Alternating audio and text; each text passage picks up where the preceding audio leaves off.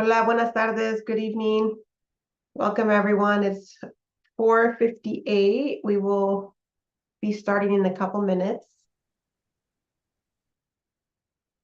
Hola, buenas tardes, good evening. Welcome everyone.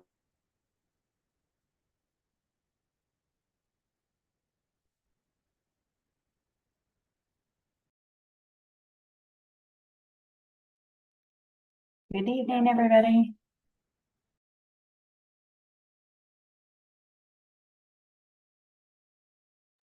Good evening, welcome.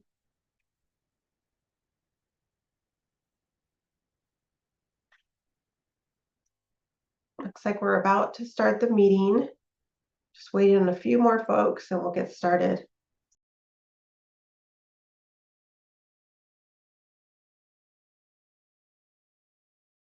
Buenas noches a todos. En unos minutos vamos a empezar con la reunión.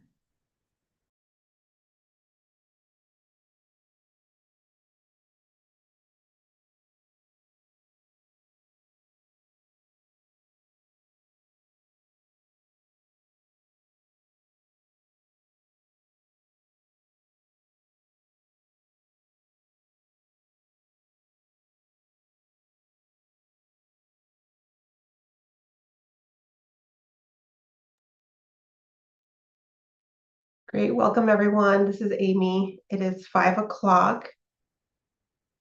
I'm not seeing Sarah or Stephanie from the Air District, but we have plenty of folks here, so wondering if we should just go ahead and get started. Yes, unless Nancy, you think we should wait for any reason? This is Nancy. They should be joining. Can we give it one more minute? For sure.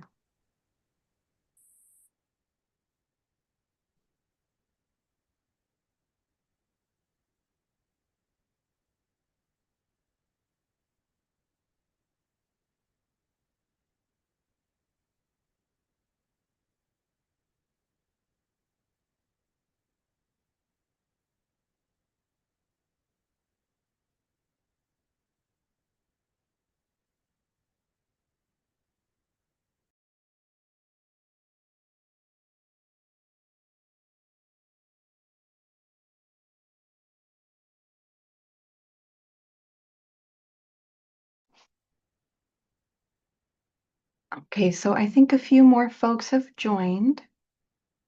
So it looks like we can get started with our housekeeping slides. Here we go. So first up, we will set up our interpretation. And for this, I'm going to pass it to our Linguística interpreter, Diana, to provide instructions. Thank you, Liz. Buenas tardes a todos. El día de hoy tenemos el servicio de interpretación disponible para aquellas personas que lo requieran. La función de interpretación ya está activa. Si ustedes están conectándose desde una computadora, en la parte de abajo del menú de Zoom deberían ver un icono que parece un globo o un mundo que dice interpretación. Tienen que seleccionarlo, seleccionar la opción que dice interpretación y seleccionamos el idioma español y silenciar el audio original para que no escuchen dos voces a la vez. Si el mundo no aparece en la parte de abajo porque Zoom se ha actualizado, pueden darle la opción que dice más o more también para buscar la opción de interpretación.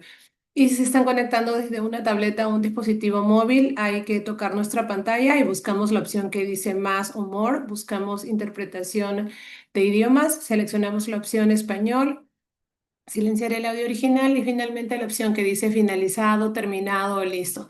Si tienen alguna dificultad para unirse al canal de interpretación, nos hacen saber por el chat, por favor. Ahora voy a dar las mismas instrucciones, pero en inglés.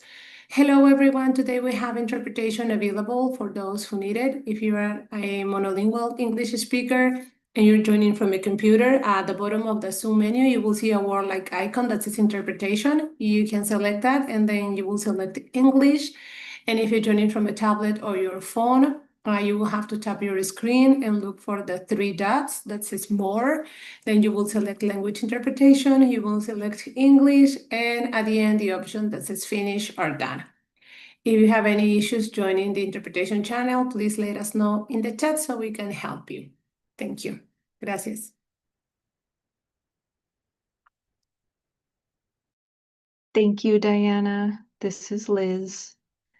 I'm just going to pause for a moment until I get our thumbs up that we are all set up on interpretation.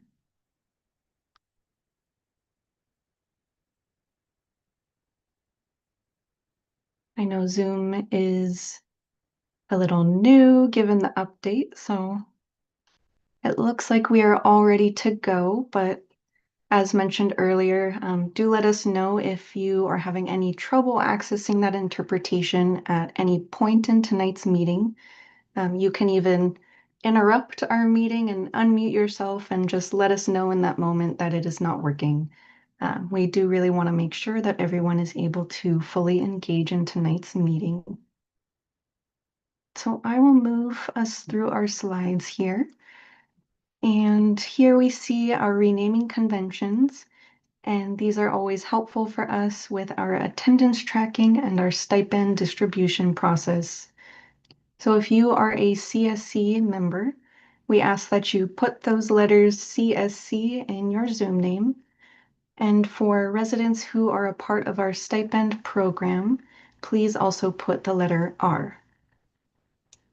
And if you join with multiple folks in one group, just a reminder to include those names either in the chat or in your Zoom name so we can accurately track everybody who is in tonight's meeting. For all Disculpa, other, oh, sí, yes. disculpa que te interrumpa, es que no me sale aquí, no sé si está saliendo todos los, tengo problemas con mi computadora y también tenía problemas con el teléfono para meternos, pues no sé si están saliendo todos los miembros de mi familia, no sé si alguien me puede ayudar a eso, porque la otra vez yo creo que no salieron todos, nada más salí yo. Sí, Joanna, gracias, es Amy. Gracias por decirnos que, or thank you for letting us know that you are all here. So I will update that right now. Muchas gracias.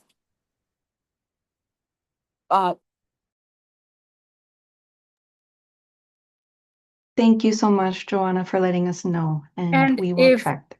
And if they can send her a message just to make sure there's some with different last names. So I know that in the past she usually has every community member in her house there, but I just want to make sure that we get her the last names too. Yes, thank you, Bianca. And for anyone who is having any trouble getting all those Zoom names in, yeah, feel free to send any one of us a message and we are happy to help. And so for all others who are joining tonight who are not a part of the CSC, if you are representing an agency, we do ask that you also include your agency name in your Zoom name. And if you are joining as a member of the public, meaning you are not an official member of the CSC, we ask that you also designate that in your Zoom name by entering the letter P, and we will make sure to call on you at our designated public comment points. So moving on, we have our virtual meeting etiquette where we ask for everyone to please stay muted unless you are speaking. And if you are calling in on the phone, you can press *6 to mute and unmute yourself. And we also ask for everybody to please raise your Zoom hand if you have a question or comment at any point. And if you are calling in on the phone, you can raise your hand by pressing *6. And we have a final reminder here for residents who are part of our stipend program to please stay on for at least 75% of tonight's meeting to be eligible. On this slide here, we have a review of our group agreements. So before we move into our agenda, I will briefly revisit some of these agreements to help ensure everyone has a meaningful opportunity to participate. These are especially important given the limited time that we have and the number of voices in the room. So our step up, step back agreement reminds us that if you tend to speak often, we ask that you create space for others. And if you haven't shared yet, we encourage you to step in so we can hear from a range of perspectives.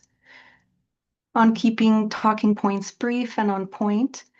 We've all also agreed to keep our comments concise and connected to the agenda item we're discussing. And because we don't time individual comments, it's really important that everyone helps and self-manages to help us stay on track. Another important agreement is to challenge ideas or outcomes and not the person. Of course, we welcome disagreement, and it is an important part of the process. And at the same time, we ask that comments focus on policies, proposals, and impacts rather than on people or assumptions about intent. And as your facilitators, part of our role is to uphold these agreements consistently. So that means we may interrupt or redirect speakers if comments run long, go off topic, or become personal. And if that happens, it is not personal. It is our honor to our shared commitments to make space for everyone. And as we've mentioned, it is a privilege to have the space and resources to address air pollution, and we want to help ensure that public dollars are used effectively. If you have additional thoughts that do not fit in within the current agenda item, we are happy to identify an appropriate time or format to capture those. And we really appreciate everyone's partnership in making this a respectful and productive space. My last slide here is our agenda for this evening. We'll have our usual welcome and introductions. And after that, one minor update is that we will be hearing our update from Caltrans earlier in this meeting, so right after our welcome and introductions. Then we'll have our review of the action items tracker before our update from the California Air Resources Board. Then we will have an update from CalGEM before we have our usual standing updates and then close out our meeting. So I will stop sharing my screen and officially welcome everyone to our 58th Arvin and Lamont Community Steering Committee meeting. My name is Liz, and I'm joined here tonight by my co-facilitator, Amy. Tonight we have several state agencies in attendance, each with a distinct role and area of responsibility. You will hear updates from Caltrans, CARB, CalGEM, and the Department of Pesticide Regulation as part of tonight's agenda. We wanted to say that because these agencies operate within different jurisdictions, they are best positioned to respond to questions related to their specific area of expertise. So to help keep the meeting organized and ensure that you receive accurate information, if a question comes up that relates to a different agency than the one currently presenting, we will table that question until we reach the appropriate agenda item. We will, as usual, keep track of those questions and return to them at the right time so they can be addressed directly by the appropriate agency. This approach helps us stay on schedule, respect everyone's time, and ensure your questions are answered by the right experts. We really appreciate your patience and collaboration in helping keep the meeting running smoothly and productively. And so at this time, I'm happy to continue us on to our welcome and introductions. And I'm looking for our two co-leads. I know Bianca is here, so I think I'll pass it to you, Bianca, for our first opening remarks. Good afternoon, everybody. Welcome. We are very excited of these upcoming meetings, and I want to welcome everybody. I'm very grateful to have all the state agencies that are coming with the new regulations that are happening, but also giving us updates on all the new changes that are happening. So we could have a clear strategies on where we could work together. I know community members are very eager, wanting to make changes in their community, and especially having all the state agencies, the local enforcers as the air district, and also having the facilitating team in this program, it makes it more feasible. We are excited and welcome everybody. Thank you so much, Bianca. And I will pass it to Cesar. Go ahead. Yeah, thank you so much. Echoing Bianca's thanks and Also, happy to hear a lot of interagency collaboration, that there's shared resources and taking advantage of the CSC to have access to community members. I love that, this is an effort to make sure community members have access to government, but now government is using it as a way to make sure that they can connect and collaborate with each other in connection with community. So super grateful for that. And specifically and personally excited to hear updates from CalGEM about their state well abandonment program and the progress that they've had in Fuller Acres and Arvin. So thank y'all so much.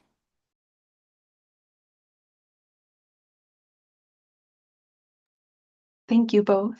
My mute wasn't working for a second. At this time, I'm happy to pass it to Sarah from the Air District for some welcoming remarks. Awesome. Thanks, Liz. Hi, this is Sarah, and hello, everyone. Thank you so much for joining us this evening. I'd also like to take a moment to thank all the agencies who are here to provide us updates. Caltrans, CalGEM, CARB.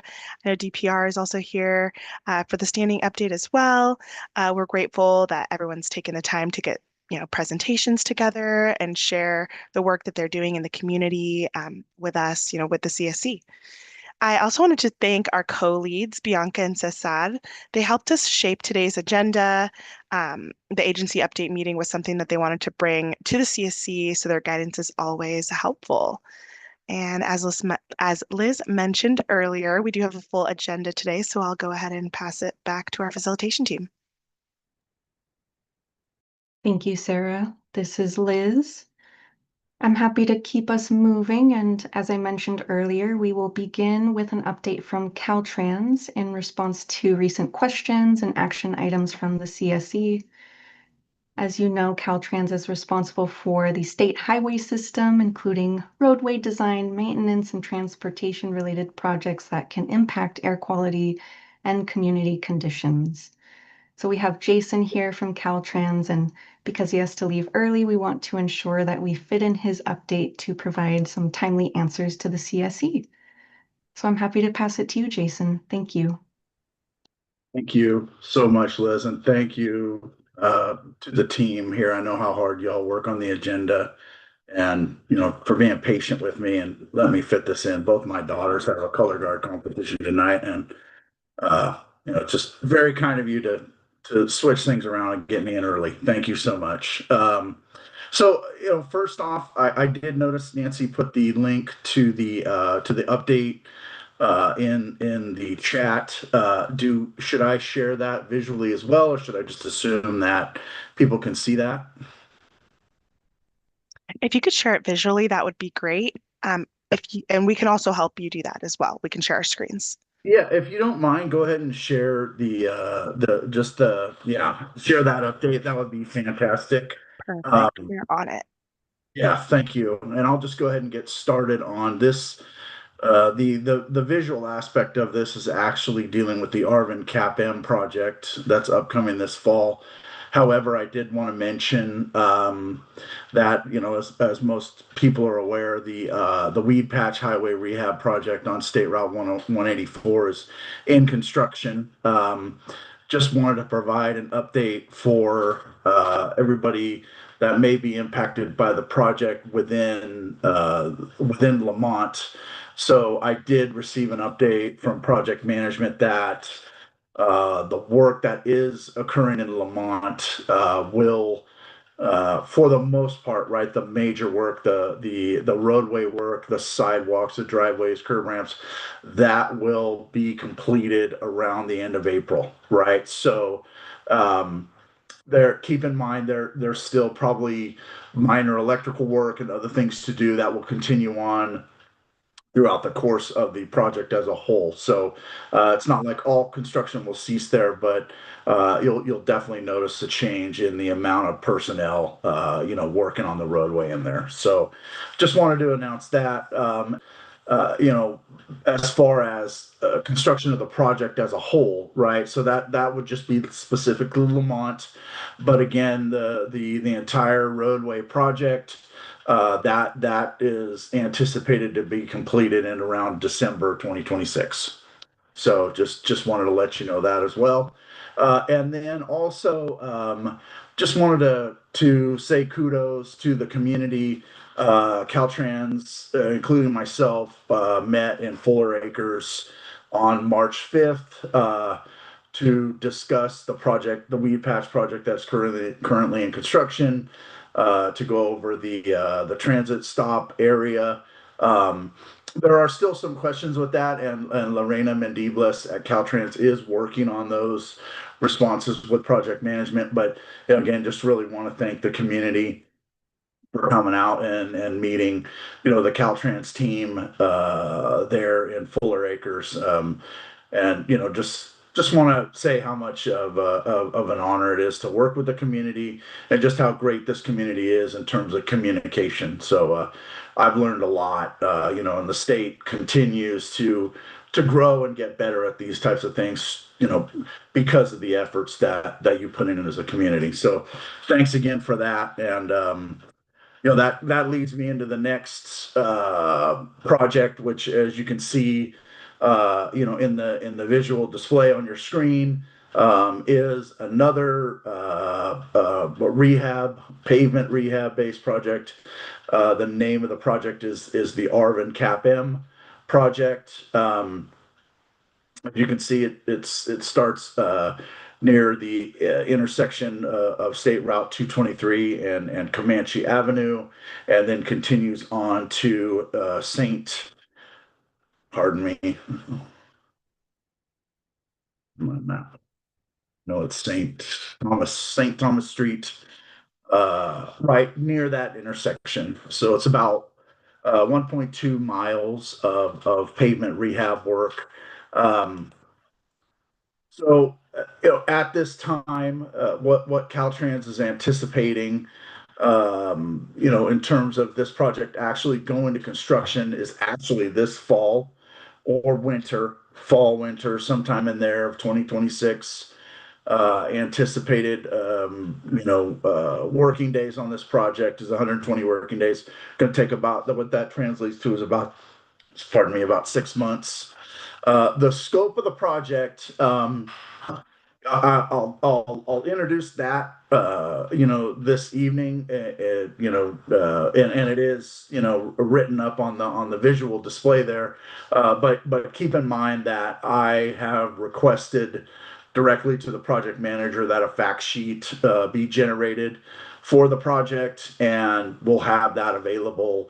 My goal is to have it available next meeting in April, so I can go further into detail on the actual scope of the work. I know that's important to the community, more detail on what's going on the ground. And then again, this could also lead to another opportunity to meet with the community in Arvin. So keep in mind, that fact sheet, which is being worked on by project management and design, will include a lot more detail on the project. But kind of the generic, project description at this point is, obviously pavement rehabilitation is a huge part of it. Drainage systems in the area would be upgraded, enhancement of traffic signals and lighting, and then, pedestrian safety elements and Americans with Disabilities Act accessibility features. So, until I get that fact sheet done, I'll kind of leave the project description at that. And then, next month we can dive deeper into the nuts and bolts of the project itself. And there was also, I know, I was working with Edgar Hernandez, who is our active transportation specialist here in District 6. And I know there was some work done in 2023 and 2024. I didn't have enough time to go over exactly what had been done with my coworkers, but I may bring Edgar here to kind of revisit some things that have been done in the community after I speak with him about that. But, that's just something I thought about today. But I did, and for the record, I'm kind of tracing back the steps of what has been done in the community so far. So if there is a field visit, we can kind of compare notes. So yeah, that looking forward to, another project coming to Arvin. And, at this point, like I said, the fact sheet is coming. We can dive into this a little deeper in terms of the Arvin CAPM project next month. So at worst case scenario, the May meeting, we could dig in further if the project manager runs into any issues getting the fact sheet done, but I'm putting pressure on him to get that done. So, but other than that, that's what I have for this evening in terms of an update. And obviously, if there are any questions, um, let's field those and move along. I do see a hand up. Yes, thank you so much, Jason, for being here and showing your commitment to the community. We do have one hand up, and I think we just have time for one and maybe two questions tonight. So go ahead, Bianca. I have a question in regards to you were talking about the State Route 223, but I want to make sure that in that construction, it also is going to include the Walnut intersection that we're working on, that we were working on with Caltrans. So I don't know if it's there or not. I'm trying to read through kind of the description, but I want to make sure that if it's added or and if it is, what kind of plans that you guys have or anything. I know that when we met with you guys on Fuller Acres, you said you were going to bring some information. So I just want to clarify that I know you were wanting to do the ADA compliance and the road improvements, but if it's also going to include the Walnut intersection that we've been requesting for a while. So the Walnut intersection obviously is on, got it, Walnut Drive. Okay, and do you have okay, I'll dig through those notes obviously with Edgar. Do you recall, was the meeting with Edgar? Yes. Okay. All right. So there basically was an ask from the community to Edgar regarding the Walnut Drive intersection. Do you remember the specifics of that ask, or is that something you could send to me in writing? Because that may help Ed. But go ahead. Go ahead. It's having a breakdown for a walk path because we do have two schools in that area and we don't have a proper walk path, and they were wanting to do just a health a better walk path with signals and things like that, so drivers don't have to like slam on their brakes when children are crossing through. And we have BC and we have the Grow Academy, and we also have a clinic near, it's across the street. So it's been really unsafe these years. We've had multiple accidents in the area. And that's why we requested through the whole process of AB 617 and different areas of avenues of work that community members have done, reach out to Caltrans to make that possible. I know Christine is writing some notes in the chat, but I know she's also been part of it. So if there's any more explanation that you might need, or we could do a follow-up. And if you decide to come out, it would be one of the projects that we would want to see fluorescent much faster than anything, because there's been multiple accidents and we don't want a fatality to happen through. Pardon me. Is there a signal at Walnut right now? No, there's not. Okay. So it's pedestrian safety is a Walnut is a big concentration from the community. Yes. Okay.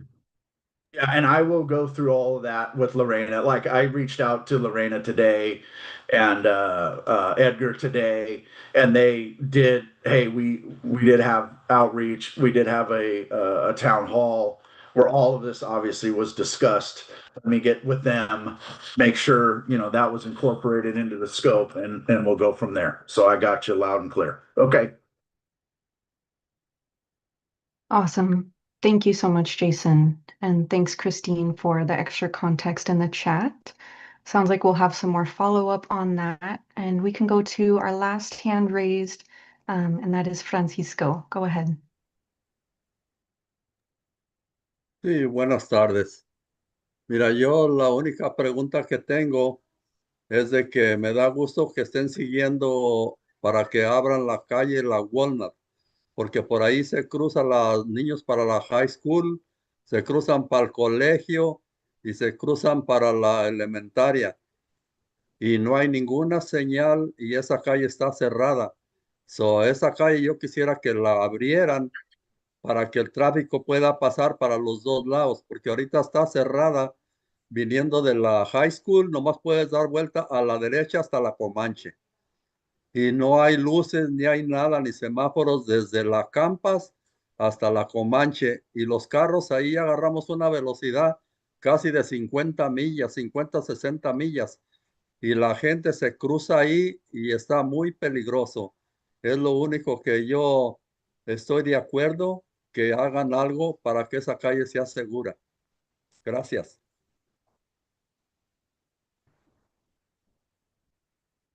Understand. And next month, the fact sheet, we'll dive deeper into the fact sheet, and obviously the concentration of that fact sheet, will be the length of the project. But it sounds like Walnut Drive is an area of concern. So I will relay that to everybody here at Caltrans internally and be ready to report on that in April. And like I said, Muchas May at the gracias. latest, depending on how quickly the project manager can turn things around. But don't hold me to April 100%, but either April or May, we'll have this done. So, and thank you again for moving me forward in the meeting. I sincerely appreciate it. Thank you so much. I can head out now and go see my girls. So thank you so much. Thank you. Really appreciate you being here, Jason, and happy to accommodate. Have a good rest of your night. Thank you all. Have a good evening. Bye. Thank you. Thanks. Okay, so sounds like we will have some more updates from Caltrans in the next couple months. And again, thank you to Jason for being here. At this time, I will continue moving us through our agenda. And next we have our review of the action items tracker. For this item, Nancy will be providing updates only for the action items that are not included in this night's agenda. So any action items related to tonight's updates will be reviewed then. And if there are any questions or comments unrelated to an action item presented tonight, we will have to add that to the tracker for follow-up after this meeting. And again, this helps ensure that we have enough time for the main agendas at tonight's meeting. I will pass it to you, Nancy. Thank you, Liz. This is Nancy. I'm going to go ahead and share my screen. I did drop the link for the action items in case anybody wants to follow along.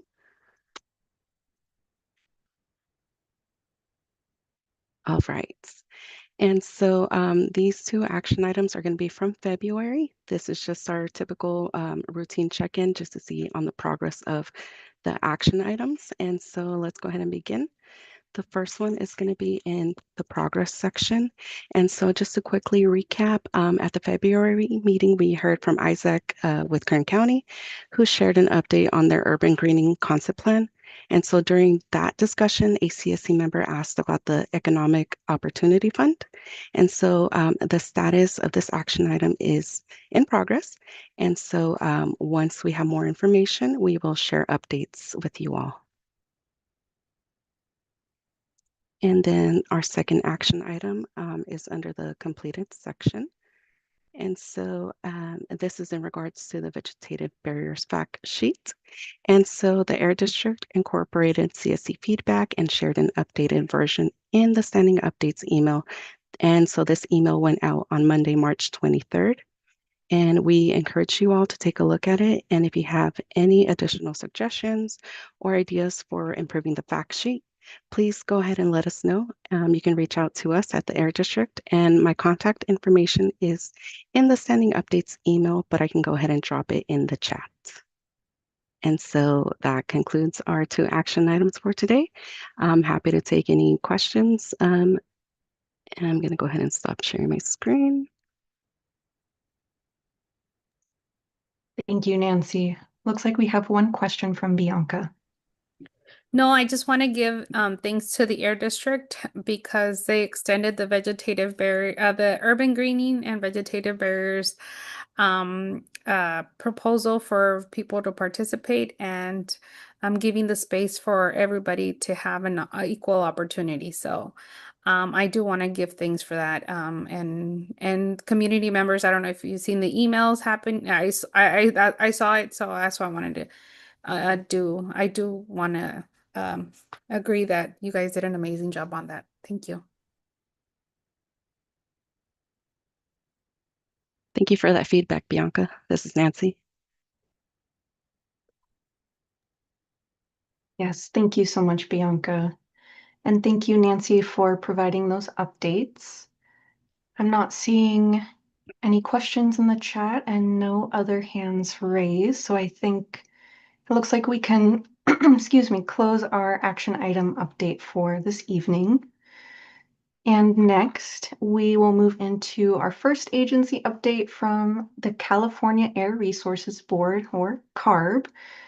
CARB plays a lead role in implementing AB 617 statewide, including overseeing community air monitoring, supporting the development of community emissions reductions programs like your CERP, and coordinating with local air districts and other state agencies. Tonight's update will be presented in two parts. The first portion will focus on statewide rules and regulatory updates, and then we'll pause after that segment to take clarifying questions related to those topics.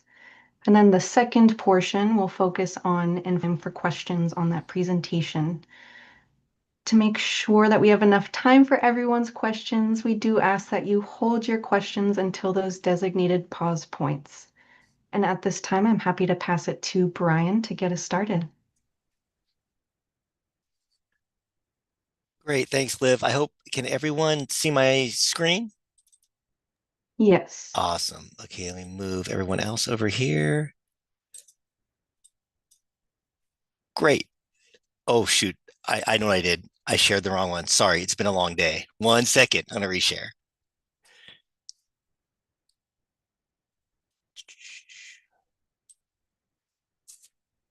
I had two of the same thing open. Okay. There we go. And I did it again. I'm going to figure this out. Thank you for the thumbs up and the support. I appreciate it. Okay, here's the PowerPoint. Got it. Here we go. Great. Awesome. Well, thank you. And so I'm Brian. I do work at CARB along with Michelle is here, your liaison, as well as Jeremy Herbert, who's an expert on these rules and regs. He's going to help us out. And then Eric will help us with the enforcement part. So to start with the regulation part, I apologize if you are looking at the slides. After reading them, I realized I thought it was important to go over this whole waiver system first before I talk about the regs, because it can be kind of confusing. So I wanted to kind of just revisit this idea of how the state of California sets air quality regulations. So just a quick history about decades ago, the state of California made the case to the federal government that because air pollution was so bad in the state, that the state of California needed the ability to make rules that were stronger than the federal rules. And the federal government agreed with us that to meet air quality standards, CARB could make rules that were more stringent than federal rules that other states had to follow. So usually what happens is that the state, CARB, will adopt a new rule. And if it is stronger than the federal rule, then we take that rule and we ask the federal government for a waiver that allows us to have a more stringent rule. So in the past, we make that stronger rule, and most often the US EPA, the federal government, allows us to have that stronger rule. So why we thought it was important to have this update is in the current political climate with the federal government, that has kind of changed a little bit. So we wanted to update you all on the regulations that we had selected that we thought would be really helpful for Arvin, Lamont. We wanted to let you know where those stood since you all adopted your CERB, because there are some small changes. And again, feel free once I'm done with my presentation to ask any questions. Yeah. So that's the process. So this slide shows the SERP actions that are in the Arvin Lamont SERP.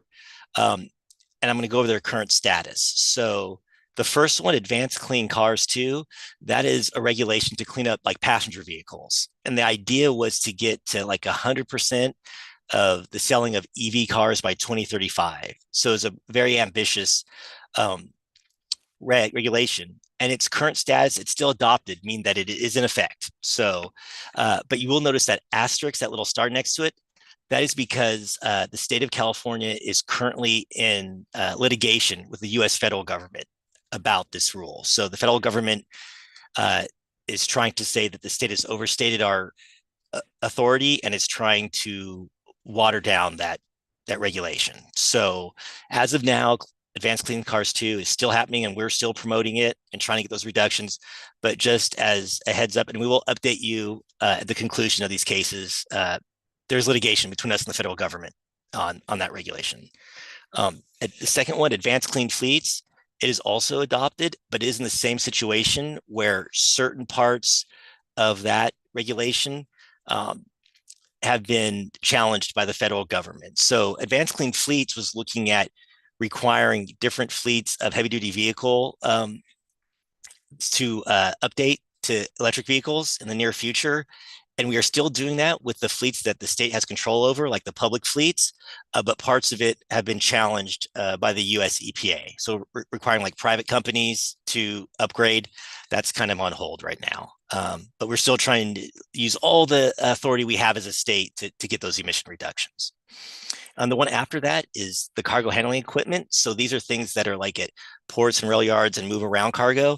We are developing a rule amendments to make that stricter and try to get all those to electric, zero emissions. So that is still being developed, as was stated in the SERP. Chrome plating. So this is like when you see the chrome plating companies and businesses, we have a control measure that has been adopted to reduce emissions from chrome. So hex chrome, a certain kind of chrome, is really toxic. So we have adopted, and it is still in effect, emissions to reduce emissions from that chrome plating operations.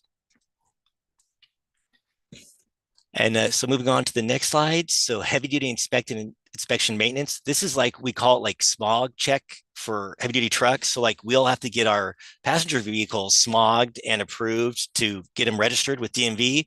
This heavy duty inspection and maintenance, or the clean truck check, is the same thing for heavy duty trucks.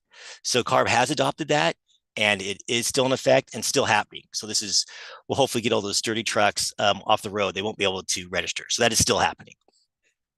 The next one, in-use locomotive regulation. This was a regulation that CARB passed to reduce emissions from dirty locomotives, which was really kind of groundbreaking, because in the past, only the federal government could regulate emissions from locomotives and trains. And this one, the status says repealed. And why that one's a little different is that us as a state passed it, and we were going to we asked the previous administration, the US EPA, to approve it. But when, after the election, when it looked like the way that the winds were blowing, CARB, we decided to repeal that regulation and not ask for that waiver, because we had received signals that the waiver would be denied. And we just felt that it's better to try again in a different environment than have the waiver denied. It may hurt our ability to pass a locomotive regulation in the future, because of precedent. Oh, I can take a question from Mario too. I apologize if I'm going fast. And yeah, if you want to take a question, that's fine with me. Yeah, I want to ask you, I haven't heard you guys say about the recycle centers of the recycling here in Arvin. And two, not only that, to the sewer plant, the emission what comes out of there, and the emission what comes out the so-called recycled water or wastewater or chemical water or whatever it is. What's the rules and regulations, or what they do something about that, or could you tell me anything about that? Oh, that's a good question. So those types of sources are what we call stationary sources. At the state, we regulate things that move, basically that has like wheels on it. So actually the air district is in charge of regulating those stationary sources, and the state, us with regulating those mobile sources, the air districts work together to come up with a plan to reduce emissions statewide. We call them the state implementation plan. And I don't believe there has been federal action taken against a lot of this, the stationary source, like things like that, regulations. I don't know if the air district has any comments on that, or maybe a topic later could be like regulations, involving stationary sources. But I don't want to speak to those because I don't know, Jeremy, you just popped on. I don't know if you have any insight on stationary source regulation as far as the change in administration goes. No, you pretty much summed it well. For the most part, when it comes to like criteria or toxics, the air districts are the ones who regulate both of those sources. When we talk greenhouse gas, there are some statewide regs that affect those sources, but again, that's just greenhouse gases. It doesn't really get to criteria or toxics at all. Yeah. Hi, this is Sarah, the Air District. Yes, that is an air district. That's our jurisdiction. I haven't heard of anything changing with this new federal government, but Mario, I can look into that. I'll have to ask our rules and regulations team, and we can get back to you. Thank you. This is Liz. Mario, we will go ahead and add that to our action item tracker so you can get some follow-up, and the CSC can get follow-up on that as well. Thank you. Cool. Awesome. And so, yeah, I just have two more to mention that were in the Arvin Lamont SERB. One is a small off-road engine. So this is like the gas-powered weed blowers or power washers or, lawnmowers. And we have a regulation to convert, to eventually transition all those to electric. And that was adopted. It is not being challenged. And so that one still is in effect, the small off-road engine regulation. And then the final one is a transportation refrigerator unit. So this is like we see heavy duty trucks, they have the cold storage, they're basically refrigerated, or have the air conditions on them to keep fruit or ice cold, all of that. We adopted a regulation to move all those. Right now, a lot of those are run on like diesel. So we have a regulation to move all those units they need to be registered and moving them towards zero emissions. Also, another strategy is that when those units pull into like a warehouse, they can plug in power so they can stop running on diesel and then run off electric energy to reduce emissions. So the state, CARB, did adopt a rule to clean up emissions from those refrigeration units. We are also in litigation with the federal government on that one. So I know it's not all, it's not too bleak of a picture, but I do want to say that the state, we are a big state and we do have a lot of authority just within our state. So our governor and our board at CARB and all our staff have committed to like doing everything we can within our authority to get these emissions reductions, even if we have to get creative and maybe not utilize that kind of waiver process with the US EPA. We're searching for any way we can to match those emissions we thought we were going to get with other mechanisms. So that's kind of, and we can update you as things change, whether it's quarterly or every other, maybe twice a year, or if something big happens, we'll definitely let the CSC know so they know how those things are going. And I do want to open up to Jeremy or Michelle if you want to add anything before we move on to the questions before we go on to the enforcement. Nope, just provide space for any questions there are.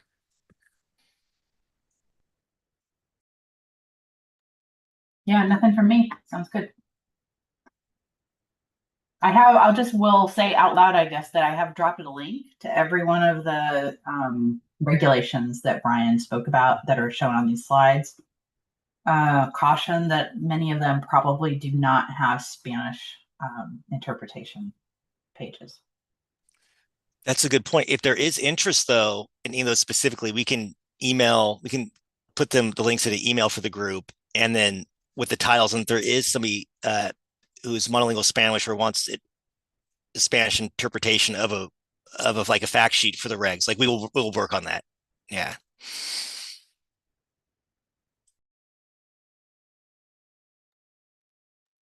And this is Sarah.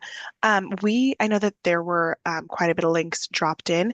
We can follow up with an email to the CSC just to, add all those links in one place so you guys can have access to them outside of this meeting as well.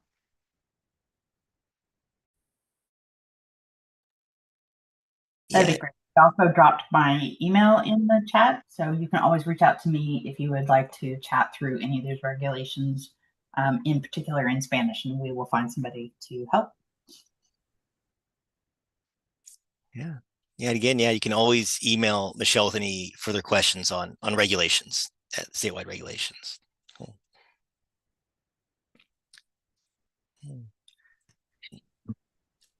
Yeah, Liz, if there aren't any questions, we can hand it over to Eric.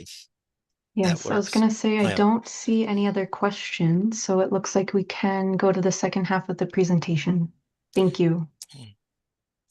Hi, everybody. Can you hear me? Yes. I'm Eric Bissinger, and I'm with the Community Outreach and Enforcement section in the Enforcement Division of CARB, and I'm going to give the update on what happened in 2025 in the Arvin Lamont community. Next slide. So according to our CARB's enforcement data visualization system, we conducted 119 diesel truck idling inspections within the Arvin Lamont boundary in 2025. And that resulted in 3 violations. We also conducted 13 other heavy-duty vehicle inspections in the boundary. And so 2 of those violations is for tampering. So tampering is when is the modification of the emission systems, such as like removing the exhaust filter or something like that.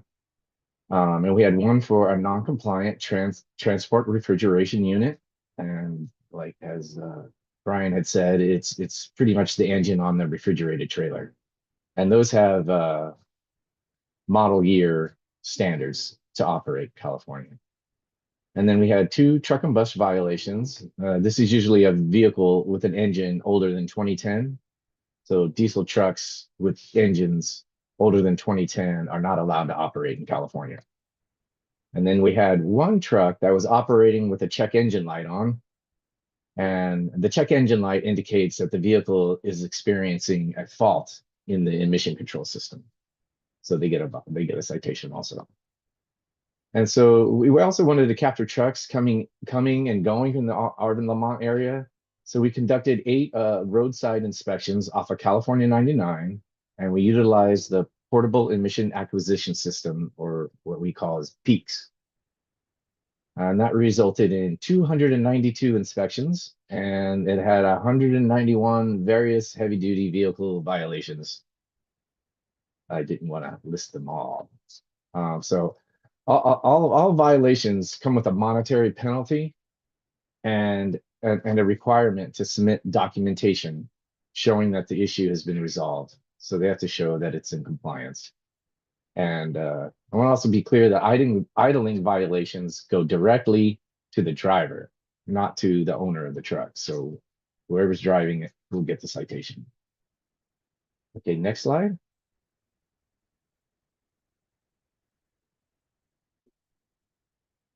Okay, so yeah, this slide here is where I'm asking you for help. So moving forward, we're asking the CSC to identify some locations that you're concerned about. Are there locations within the border that we are missing on our inspections? And are there times of the year or different seasons where you see an increase in truck traffic? Are there locations you feel an increased enforcement presence would help? So you could think about those.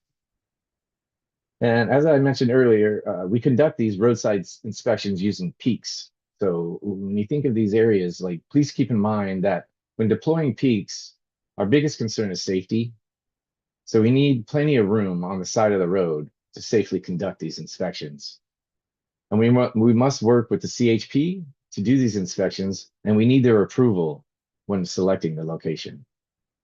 Also, PEACS and roadside inspections are most effective when there is a significant amount of truck traffic. This is why we focus on conducting inspections when truck traffic is heavy or known issues arise in the community where the truck traffic begins to increase like heavily. As for idling goes, we generally go for idling. We go near areas of concern, such as sensitive receptor locations, including like schools and homes and hospitals and senior citizen homes. And then we roam those areas looking for parked trucks and see if they're idling. And we also go to areas where the trucks congregate and park. Often these areas are identified by our field staff or from the complaints that we have received from the public. So do you have any areas of concern where excessive idling or older trucks or smoking vehicles appear to be a problem? Please let us know. And like, I also wanted to mention that observing commercial vehicle idling violations can be tricky because we need to catch them in the act and actually catch them exceeding the allowable time limits. So to help reduce the instances of excessive idling, we often notify companies if their vehicle was reported as idling, and we remind them of the idling requirements in California. And fleet managers and dispatchers, they inform their drivers of the idling regulation to help reduce the number of complaints that they receive. So, and also businesses who own private property and lots of trucks come to their facility and they idle, we ask them to put up no idling signs on the fences and docks and the places where the trucks congregate and idle, especially if those areas are near sensitive receptors. So also, you might want to be aware that many newer trucks have the clean idle sticker, and they can idle indefinitely when they're not near one of these sensitive receptors. And also refrigerated trailers that we mentioned before, those don't have any restrictions on idling since they must operate to keep the products cool and are technically working. So, however, they do have a model year standard that they must meet. Okay, next slide. Eric, can I jump in real quick? Just ask Sure. you a question. You mentioned no idling signs that businesses can put up. Is that something that CARB can help with? Yes, we right here on this slide here, I was going to mention we have no idling signs and they're approved by Caltrans. So we can work with the city or the county to have these installed. So if you can think of some areas, some places where there's excessive idling, or if you have any ideas of where you might want a no idling sign, let me know. And we also have signs that are specifically kind of geared towards schools and parks. It's not so much truck related, but more like, cars. Yes, and it doesn't really have a regulation attached to it, but it's just kind of like a sign like, hey, there's kids around, you just not idle. Okay, and our other resource that we have is the enforcement data visualization tool system. So this is a mapping tool where you can look you can see on a map where CARB enforcement has been in your community. And in there, you can select, there's a tab for Arvin Lamont 617 community, and you can collect it and it has the map and it'll show all our activities. And it breaks it down by year and by regulation. So you can see where we've been and you can see where we've missed. It can help us maybe identify some new places to go to. Michelle, could you add that in the chat, the EDVS? Yep, we have added that, and we have also added a link to the Peaks video. So when you get to that. Yeah. If you're interested in the Peaks video, I mean, the Peaks deployment, it's a really good video that kind of gives you a real visual of what we do, what it does and how it works. Okay, and then our next one is a little out of order here, but that's all right. We have the Supplemental Environmental Program, which is a SEP, we call it SEP. And this is a program where we take half the money collected from cases against violators, and we use that money to implement a project in your community. So these projects can range from air filtration, education, research, air monitoring.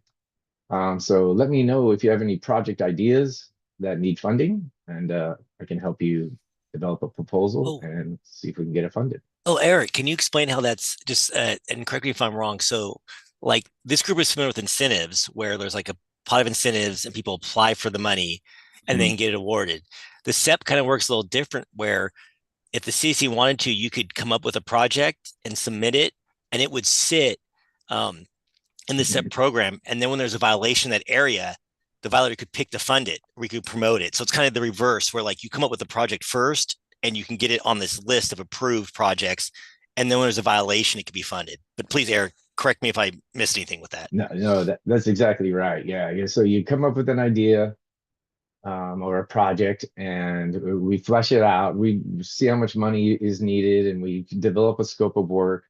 Then we send it up to the executive office for approval to get on this available SEP list. And so when there's a case that settles from a violator, the violator, that's the little difference. The violator will get a list of different SEP projects, and they can select which one they want to fund. So it's kind of, I can't promise you when you'll get the money. There's no deadlines on that. It's just going to be you'll just be on the list, and we kind of there is a nexus that we set up. So like we look for a nexus in either the location or of the violation, or the type of pollutant of the violation.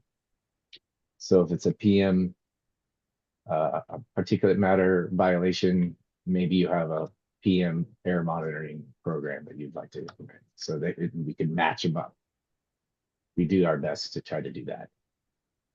And Eric, one more question. I believe I have heard that although you can't guarantee when this project would be picked up, I think that you can leverage these kinds of projects with other funding sources, if I recall. Like if there was some other matching deal or something like that, they're hanging and waiting. Yeah, it just has to be clear in the scope of work of where the funding goes for each different program. Okay. And yeah, throughout the program, we're going to be asking for documentation on the spending and stuff like that. Thank you. And then, and your other resources is me and our enforcement staff. We got Warren is my boss, and Antonio is a field enforcement. He's in the area a lot. And then, so finally, I want to say, like, that the community, you guys are our greatest resource. You are in the community every day, and you see what is happening daily. So please use our complaint system and inform us if you see a smoking vehicle, or if you see, if you think there's excessive idling going on in a certain area. So keep an eye out and report any compliance issues to us. The complaint system sends a report directly to enforcement staff, which helps reduce the response time in addressing the complaints. And so, like, Michelle, could you add the complaint system link? Will do. Thank you so much. And that concludes my presentation, and I'm open for any questions. Thank you so much, Eric. This is Liz. I'll just reiterate one request from CAR, which is to send any locations of concern for their peaks monitoring for any potential violations there. So I saw Cesar already submitted a location in the chat, and encourage others to continue doing so throughout tonight's meeting. And we do have quite a few hands raised, so we can go to Cesar first. Yes, thank you. I saw Brian drop the picture of the clean idling sticker here in the chat. And in our Ivan program, we've received a few complaints from the intersection that I shared in the chat for the 184 highway in Panama Lane. On one corner, there's residents, and then catty corner to that is a large stationary source. And at times there are trucks that line up on the same road as the stationary source, and at times it goes around the corner on the north-south road, the 184 highway next to the residence. And I'm wondering if there's anything that limits the idling once they do turn that corner, or once they are, I think it's like 100 feet away from the location, and wondering if y'all can share any more details around when people should make reports around the these Yeah. like large stationary sources that have diesels that come in and out near neighborhoods. So are these trucks queuing to go into the facility, or are they parked? Or are they just sitting there idling, Queuing, yeah. queuing? Yeah, I mean, we try to encourage the facilities to like prevent as much queuing as possible, but when they're queuing, there's not much we can do as far as writing a citation. But we can like I said, when we do the idling inspections, we can roam that area and see what's see what's really going on. So yeah, I can definitely forward this location over to our field staff, and so they can see what's going on, and maybe they can talk with the facility too, because we usually have a good relationship with the facilities. Yeah, I think there may be a representative from that facility on the CSC at the moment.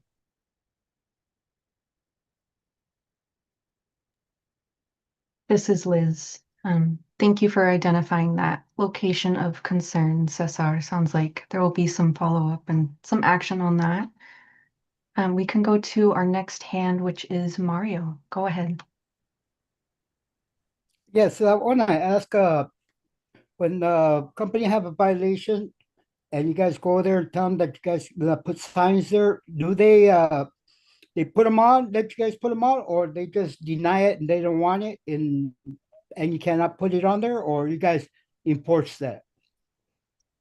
Yeah, well, the private property, we just encourages them to do that. But, they're aware of the idling regulation. So they want their drivers not to idle also. They don't want to receive complaints. So I would say most of the time they will, and they pay for it themselves. They'll put up the signs themselves because it's on their private property. Like these other no idling signs that I'm offering to put on the out on the streets, that is those are, we don't give those to them. They have to make up their own signs. So it is ultimately up to them, but we work with them and encourage them to do it. Sometimes we'll share our sign designs and stuff like that. So Well, if you have a company having a lot of violations, do you guys enforce it to have signage or no? yeah, not on their private property. No, but we do work with them and help like give them training materials and like fact sheets and stuff to give to their drivers so that make sure that they're aware that when they're idling of the regulations that are involved. But you guys do not enforce it, right? I don't enforce the signs on private property, no. Okay, thank you. Thank you, Mario, for the question. We can go to Bianca next. Yes, thank you for the presentation, Eric. It was very informational. I did have one question that was behind my back and in regards to the violations that have happened in the Arvin and Lamont area, and where do those fundings do go to? As you mentioned towards the end of the presentation, there's programs out there that residents could take advantage, or a strategy, find strategies of how to use those fundings to give back to the community. Is there any examples that you might have of how the applications are, so residents or community or even other entities would like to take advantage of these programs, especially because we're surrounded by the bad air quality, and having these type of violators do bring more concentrated air in the area, especially with the VOCs, NOx, and diesel combustion out in the air. Is there anything that you could show or give as an example, so residents could take advantage of this. I think these fundings should go back to the community. As I mentioned, these violators keep coming in and doing their messes, but at least they should give a good contribution to the community and how to clean up their air. Yeah. Yeah, okay, so there is a little difference between like some of those numbers that I was talking about, like, you know, when I said there's 3 idling violations. So those are citations, and citations generally just get paid and go into the Air Pollution Control Fund. The money that funds the SEP, which programs are large cases, so it's a settlement. So it's a case that we started against a company, and sometimes they're really large, sometimes they're small. And so that's where that money comes from.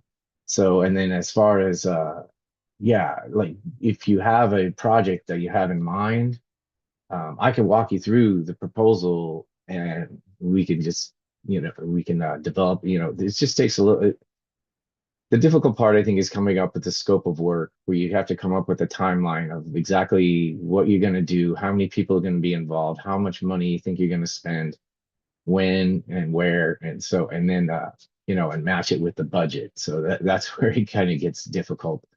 And the more, you know, the ideas are, you know, great. And I have examples of, you know, air monitoring or air filtration, or there's asthma, you know, assistance, home assistance. There's, I'm trying to think of other things in the San Joaquin Valley that, I mean, there's several programs, set, you know, projects that have been funded.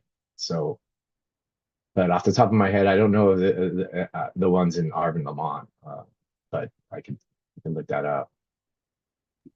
Thank you. It would be very helpful. And if other areas do have programs that could help the air quality or public health, at least just to get an idea of where other entities could apply for, that would be great.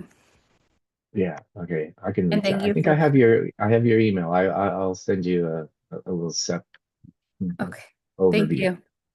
Thank you so much. And for clarifying where the funding goes, those Mhm. violations.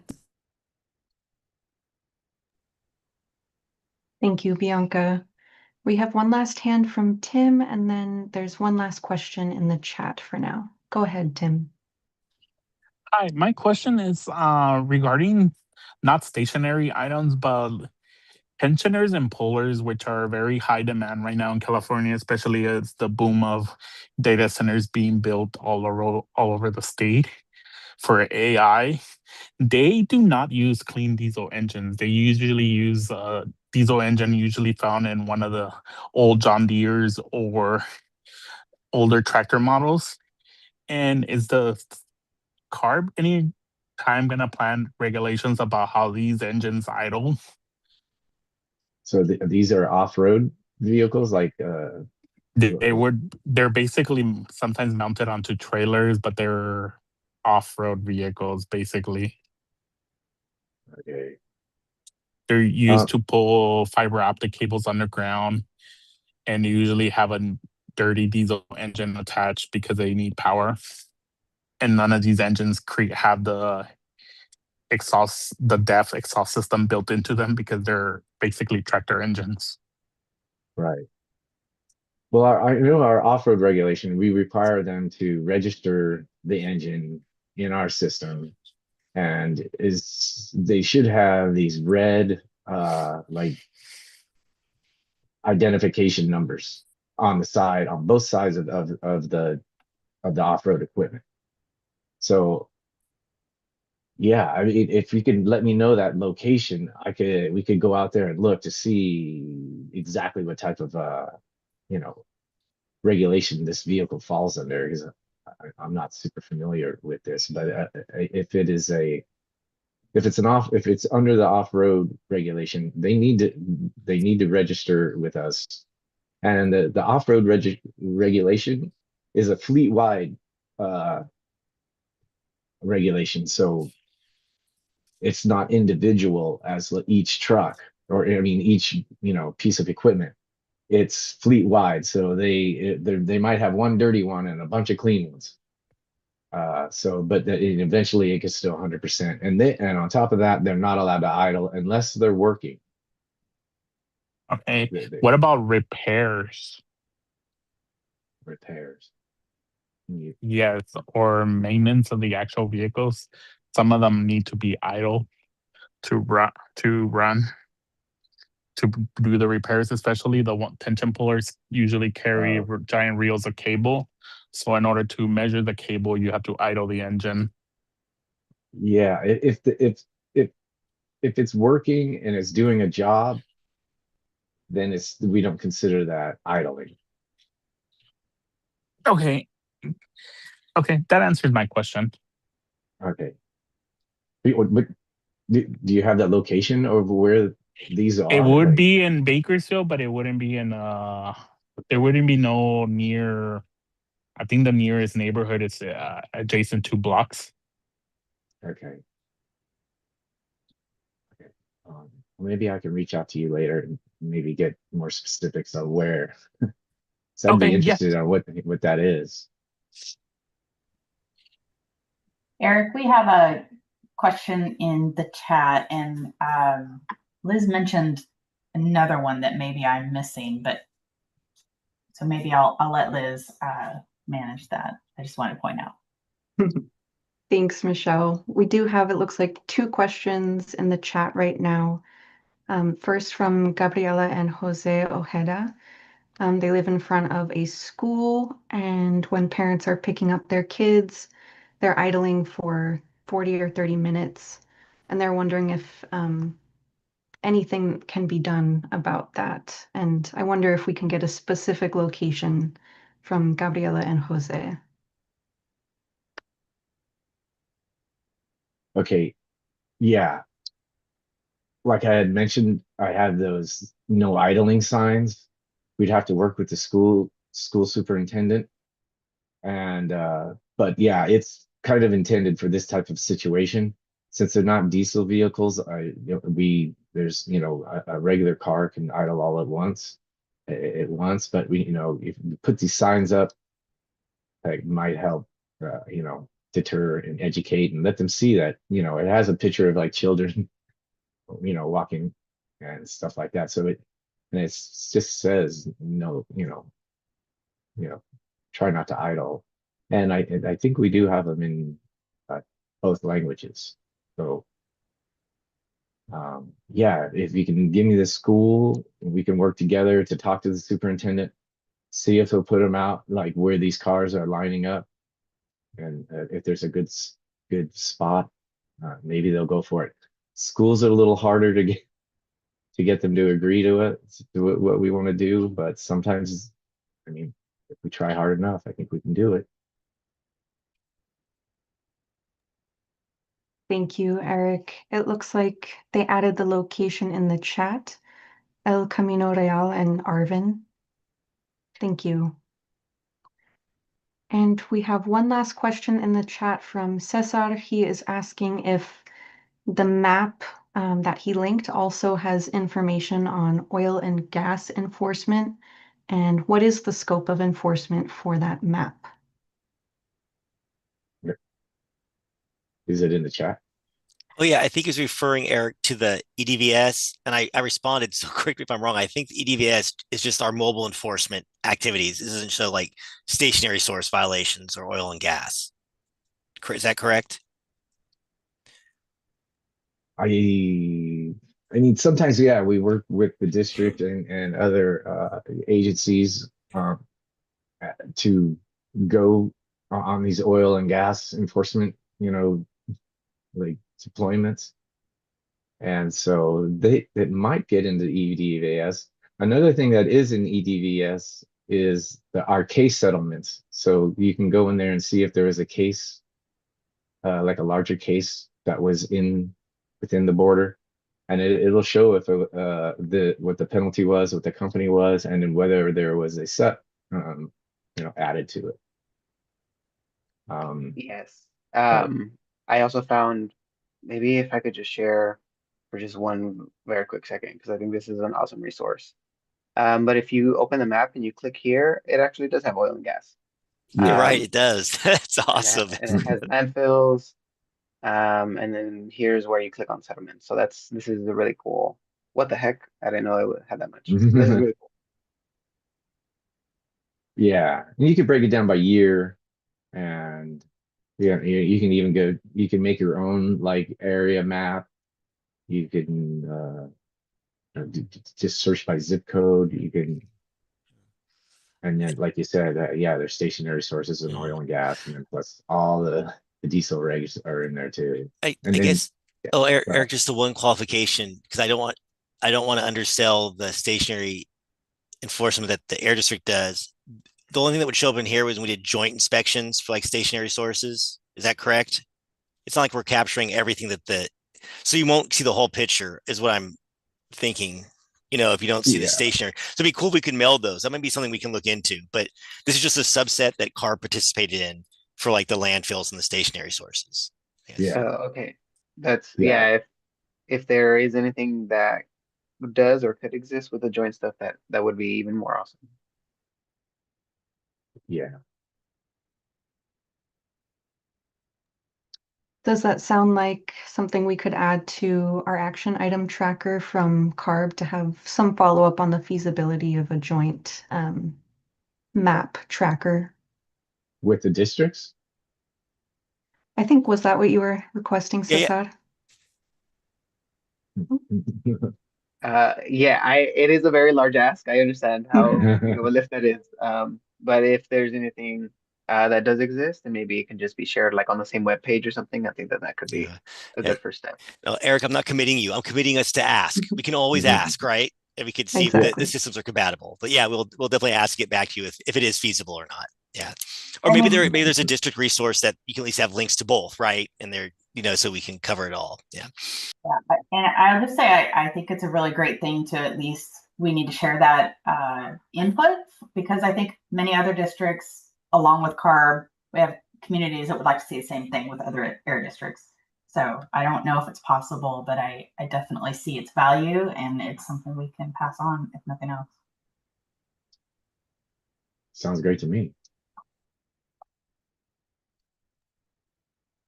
Yes, appreciate you, CARB team. So it sounds like the action item will be CARB will follow up on any feasibility of a joint kind of tracker between the air districts and CARB on enforcement activities or any other resources that could be available to show that information.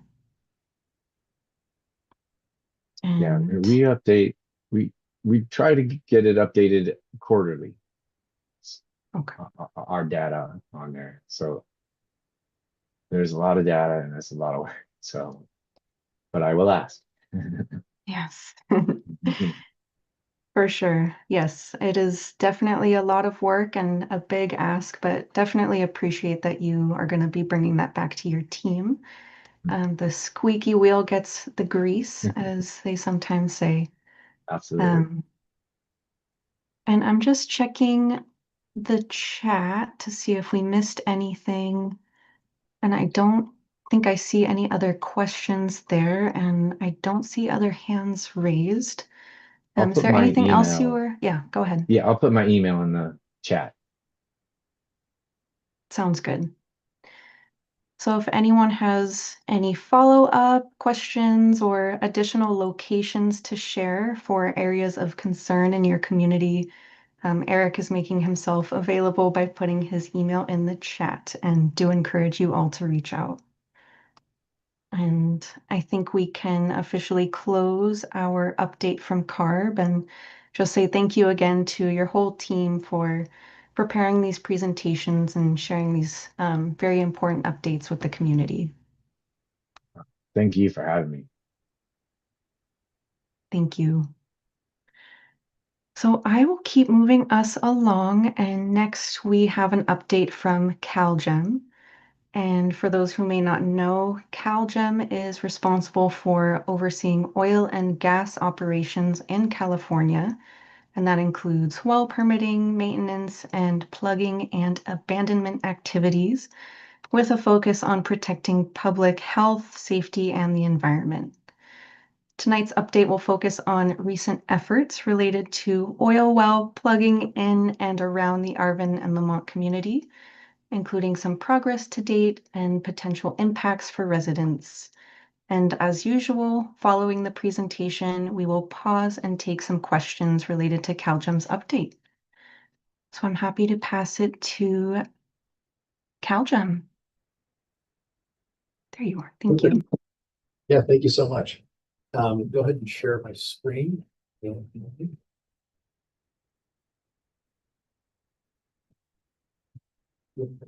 me know if you all can see. Yep, looks like it's showing. Yeah. Yes. Well, again, thank you for having me. My name is Cameron Campbell. I'm one of the field engineering unit managers here in Bakersfield. And tonight I wanted to provide an update on our orphan well state abandonment Cameron, project. I'm so sorry. I'm going to pause you for a second. I see our interpreter is raising her hand, and I have a feeling it is because your mic is a little foggy. Is there any way you can select a different microphone?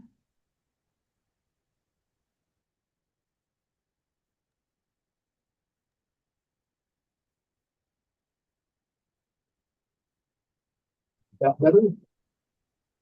Or is this better? I think that's better. This one's better? Okay, perfect. And Tanya and Diana, let us know again. Okay, there's a thumbs up. Okay. Thank you. Thank you so much. I'll go ahead and start back over. Again, my name is Cameron Campbell. I'm one of the program managers here at our Bakersfield office, overseeing our field environmental and engineering teams. And one of the projects that I oversee are the orphaned state abandonment plugging and sealing efforts that are going on in not only Kern County, but also Fresno County, Kings County, and Tulare County. Coming to you tonight, it's kind of an update. I know there were some folks back in 2023 as this program was just getting kicked off. A little bit of funding was being discussed, how we're going to get funding, matching grants from the Department of Interior, and so forth. So again, we're happy to share some of the results. As the first few slides I'll go over just kind of talks about the background of the program, just to kind of put it into context with today. Our program, we're focusing on high-risk wells, ensuring we address the threats they bring to communities. Now, when we talk about high-risk wells, these are wells that operators have been neglecting them. There's no activity on them. Some of you all bring this to our attention. I know we work with CSAR, the CCEJN folks, and others when there's wells that are leaking, et cetera. And so that begins our process of identifying the wells, reaching out to operators, et cetera. When a well or an operator becomes orphaned, and this has gone through a series of efforts in identifying, through enforcement actions, are they paying their assessment fees, idle well fees, et cetera. There's a whole series of checks that we have to go through. Once we declare an operator deserted and orphaned, we then look at the wells and start abandoning these wells and plugging them up. And then, of course, prioritizing that so that we're working in the communities or adjacent to the communities as opposed to, within the core of some of these large oil fields. To date, CalGEM recognizes over 5,300 likely orphaned oil and gas wells across California. Now, it seems like a really high number, but a lot of these wells sometimes predate CalGEM in 1915. There's a large contingency of wells that were developed in the LA basin. A lot of housing and communities overgrowth have essentially been built on top of these wells. And so we're trying to identify the wells. The records predate the organization. But here in Bakersfield, we're continually going through and looking at all the wells, working with operators, and we've got about 45 engineers and geologists handling this. But as a result of that, again, as we mentioned, we've got new funds available. in years past, we might have only had $1 to $5 million, and each of the districts at the time would try to get some of that funding to plug maybe one or two wells. But now we have over 100 million in state funds, as well as $122 million in federal funds. So collectively, that allows us to come in and do a large swath. And we're hoping to get an additional $73 million as the program goes on and we're able to show success. So some of you may have seen the sign here on the left. We classify it as no drilling here, we're plugging. And part of that is our outreach. You know, when we've gone through the communities, we've held public hearings, but we wanted to, at the job sites, post these signs kind of at entrances to job sites where their rigs are kind of visible. Because a lot of times folks in the community reach out and say, why is there a rig in the backyard? Who's drilling? We just wanted to make it clear that this is work that's being done to plug and seal the wells. And then, of course, on the banners that we have had made, there's a QR code that brings up the website that I show here on the right. And there's also a page in Spanish. So again, everything is equally translated within English and Spanish. And down at the bottom, you can see some of the little highlighted vignettes where each of the sites that we do has continual updates on the large scale projects that we're doing. So this is something that, again, we've got in progress, and continually every month we provide our updates. So how does that affect Central District? And again, Central District is, again, the 4 counties: Kern County, Fresno County, Kings County, and Tulare County. Thus far, we've spent or allocated about $90 million. And as a result of that, we've now since plugged and sealed 59 wells in Bakersfield, in Arvin, Fuller Acres, and some of the other surrounding areas, with a combined length of 304,937,000 feet. So every well, we just continually add how deep the well is, and we just keep the tally so we can see how much it is. And again, through screening actions, when we've inherited all of these, we've been looking at these wells, and we're focusing on disadvantaged communities, HPZs, which we consider, again, close to sensitive receptors such as housing, schools, and everything else. And I think this is one of the things that we've kind of been doing, because there's been some wells that we haven't really agreed with. They're out there on the west side. They're about 10 miles from any structure, any farms, any residences, etc. And the wells were historically drilled, but they were dry. There was no hydrocarbon in the well. And some of them are at depths of 20,000 plus feet. And we feel it would be disadvantaging of others if we spent all this money on those wells, which would be in the tens of millions of dollars to plug, when it's not benefiting. When we have wells in our behind houses in phase 2 and phase 3, we want to accelerate and get those done quicker. And so one of the success stories that we just finished is there in Arvin itself. And this is, for context, this is one of the maps that our contractors provide us on a weekly basis.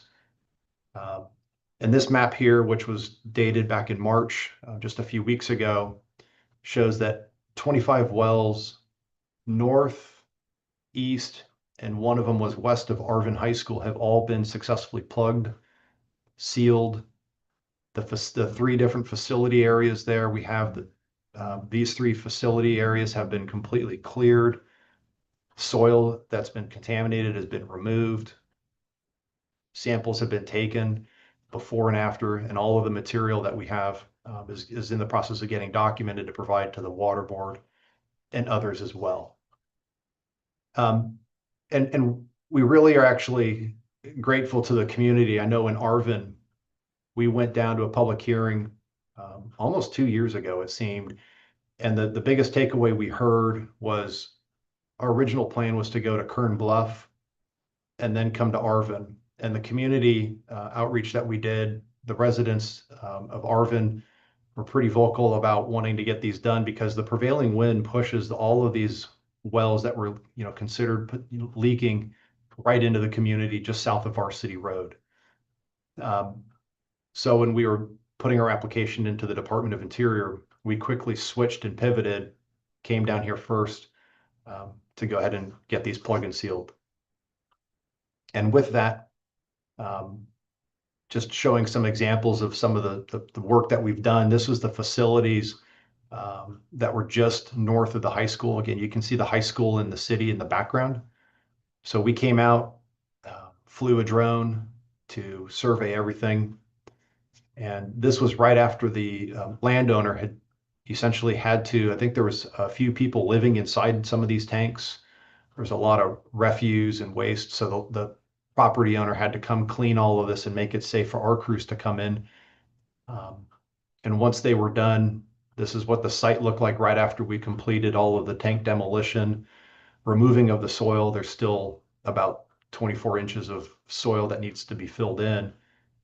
Sampled it, surveyed it, and then backfilled it. And today you wouldn't know, other than that there's no trees, that there was an oil and gas facility. There's actually a well on the site, as well as 24 other wells throughout the orchards. Another area we've been working on is up in Fuller Acres, just off of Weed Patch Highway and Farmers Lane. For reference, Panama Lane is just a bit to the south, and then there's the big refinery just southwest of this aerial photo. We've since come in and plug and sealed 5 wells. It will highlight this Fuller Acres 3 well here in just a second. But we came in, same thing. We surveyed everything. We demolitioned some of the tanks that were up here at Freeport 1. And this Freeport 1, we've actually, again, CSR had called us. At one time, the tank was leaking. And being so close to the canal, we came out and we did some temporary work, pulled all the fluids, sealed the tank off because we knew we were coming in about 6 months to finish the work. I see a question real quick. If it's better to take the question now, I'd be happy to do that. Buenas tardes, mi nombre es Joana González. Quería preguntar, como ahorita que estaba hablando de la limpieza que hicieron de los pozos, ¿cómo limpiaron el petróleo de abajo de las casas? Porque las tuberías estaban abajo de casas. ¿Cómo fue esa limpieza? Porque mi hermana vive en una de esas casas donde se liqueó gas porque pasaba petróleo por ahí y hay muchos problemas de salud, ¿verdad? Y yo me puse a investigar y se puede tardar hasta 50 años para poder limpiar la tierra. ¿Y cómo van a limpiar la tierra debajo de esas casas? No sé si nos podrían explicar. Okay, let me, is there a way for the translators to help reverse the question so I can help address it? Yes. So you can actually select your interpretation channel. So we have simultaneous interpretation. Okay. If you go to the 3 dots that say more at the bottom of your screen, and thank you, Tanya, for posting the instructions. You should see an interpretation bubble. Are you able to see that? Don't see interpretation. Sorry. I see the transcripts. So when you click more, in all these rooms, there should be like a globe that says interpretation. No, that one I don't see. I'm also getting messages that, Joanna, some folks were not able to hear you in the Spanish channel either. So I think we are having some interpretation issues. Let's pause for a moment. Yes. Joanna, I think if you are able to select your interpretation channel, you should select Spanish. Oh, disculpe, la verdad no sé cómo hacerlo bien. No sé si César sabe la historia, todo eso de las casas. No sé si le pudieras explicar en inglés. No, yo lo entiendo, pero no lo hablo muy bien. Sí, yo lo puedo hablar. Gracias. So Cameron, for context, Joanna was asking how the soil underneath houses gets cleaned or the soil remediation happens, especially if it happens in pipelines that go underneath houses. Mostly because her sister was a victim of a leak that happened underneath her homes where they had to install aerators, and they let them know that it might take up to like 50 years to take out all of the gases that were off-gassing from the leak that happened underneath their homes. So she was wanting a little bit more information on how soil remediation happens under homes if any of the leaks happen underneath properties. I think that's what she was asking. Okay. And for the Um, now court leak, I'm not sure if you're familiar with that one. No, I mean, I know of what happens, but in that particular case, I don't have. I mean, I wasn't part of any efforts with the operator. Um, the wells we are plugging are in the open. They're not underneath homes, and so forth. But typically, in those situations, the operator would have to have a contractor. I mean, because again, you can't just lift a house and move it and put it back. Our team in Long Beach is dealing with that in Newport Beach right now, where there was a well plug and sealed back in the 1920s, that started leaking under a house. Um, and so they're dealing with that. But for the wells that we've been working on, they're all kind of like what's shown on the screen. They're all out in the open. Um, and so all of those lines are being taken care of. Um, but with the specifics of underneath the house, I mean, they'd have to have like a geotechnical engineer and some others. And I believe it would fall under the air board, and some of the others would also need to be involved because you're discharging and creating some stuff. Um, but I've never had to actually experience that and work with an issue with that since I've been with CalGEM in 2016.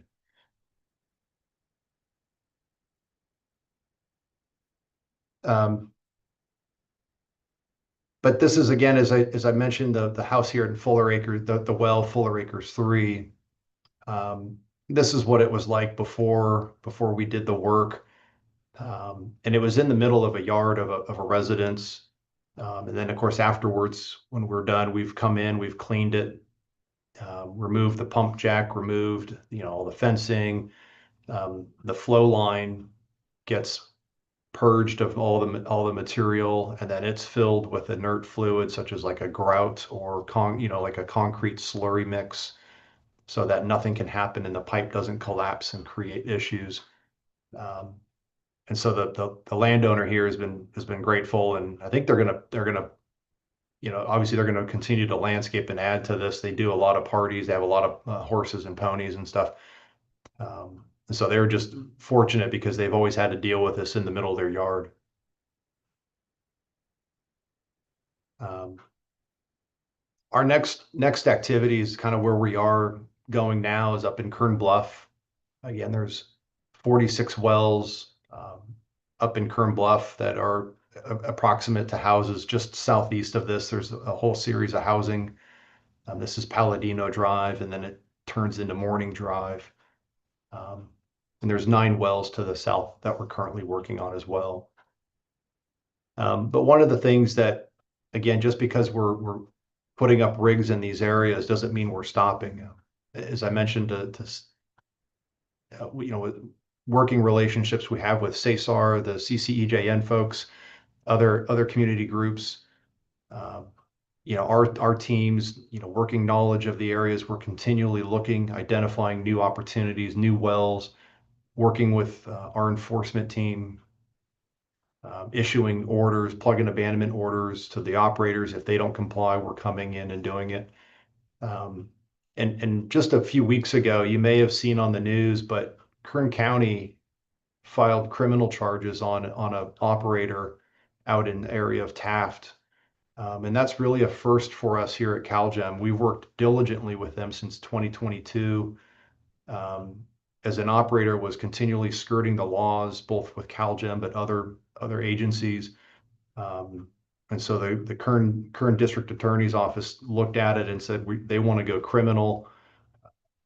And for us, it's really opening up new avenues as we get some of these operators that continually are just one step ahead, where they would leave a place, the company goes, bankrupt, but then that LLC dissolves, but then they start a new LLC or some other company, and it's the same people, just different names. And so this is another avenue that we have in partnership with our Department of Justice colleagues, as well as our own enforcement team. So we're really excited because it's really making things that have been wrong for so many decades and starting to turn them right. As I mentioned, the sites in Arvin, I mean, when I first arrived to CalGEM in 2016, I went to those sites. So I've been working on that for the better part of 10 years, and trying to get those sites closed, but not only closed, but plug and sealed. And so I think I should hopefully share the same success with you all, that we're finally starting to make a difference, albeit one well at a time. There's a lot of wells, but it's a testament to all the help we've gotten from the community, people letting us know where there's things that are problematic. We can't be everywhere. So again, we really thank you all for the support. And with that, I just open it up if there's any other questions. And thank you for inviting us, and hope we can continue to come back and provide more updates. This is Liz. Thank you so much for that great update. I know these issues are very important to the Arvin and Lamont community. I'm taking a look to see if we have any questions, and I don't see any in the chat, but I'll pause for a moment to see if anyone has questions or comments for CalGEM.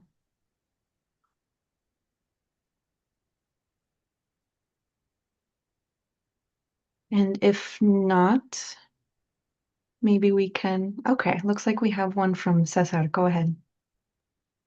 Yeah, just wanted to extend a thank you to CalGEM and to Cameron for coming on and sharing updates. I think it's always good to hear good news, especially knowing and seeing the tanks that have been closed near the high schools, and wondering, Cameron, if there's anything like any tips or something that we should keep an eye out for when it comes to like infrastructure that's in neighborhoods, in terms of like rust in certain areas, or anything that, you know, we should keep an eye out for in terms of community reporting. Yeah, no, great question. Thank you. For us, I mean, we would say if it doesn't look right, call us, right? And the reason for that is, what the unpredictable nature with oil and gas is, we really don't want people to potentially get close if they're moving things. Because sometimes you can see the oil, but what you can't see is the methane and other volatile gases. And so maybe you're sliding a fence to get a better angle or something, and then a spark happens. I mean, again, we just don't want the public to put themselves out there. We have instruments that we can view from afar and work closer to getting into these wells. But by and large, if something doesn't look right, something doesn't feel right, by all means, reach out to us. We have a community concerns email that goes to all of our staff here. And then I'll put that in the chat. I know, Cesar, you also send us things if people are contacting you. If they're more comfortable contacting you, you can forward it to me. And we typically are out there that same day. I think that's one of the things that we really try to pride ourselves on, is we do have enough staff, and we're out there pretty much the same day or first thing the next day. I mean, like right now we're responding to an incident out on the west side. So it's 6:45, everyone thinks the state closes, its doors, but oil and gas is 24/7. So if there's something wrong, we need to get to it. We need to address it right then and there, and get those operators that are responsible out there as soon as we can.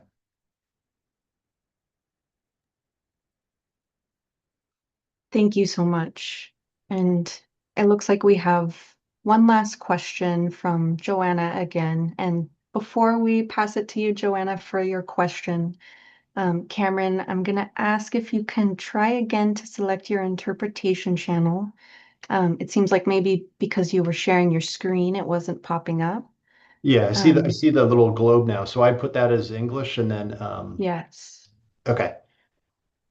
Awesome. So once you're in the English channel, you should just be able to hear that interpretation.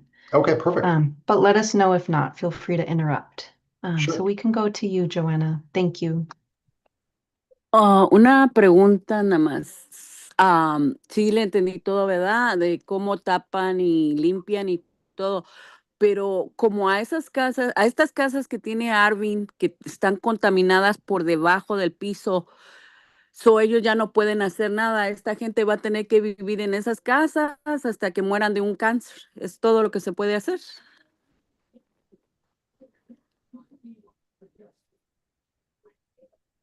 Thank you. Unfortunately, with that, I mean, we would go after the operator. Again, there's limitations as to what we can and can't do as a regulatory agency. You know, unfortunately, if an operator is still complying, they've taken all of the measured work. It's been approved, I think, by multiple jurisdictions.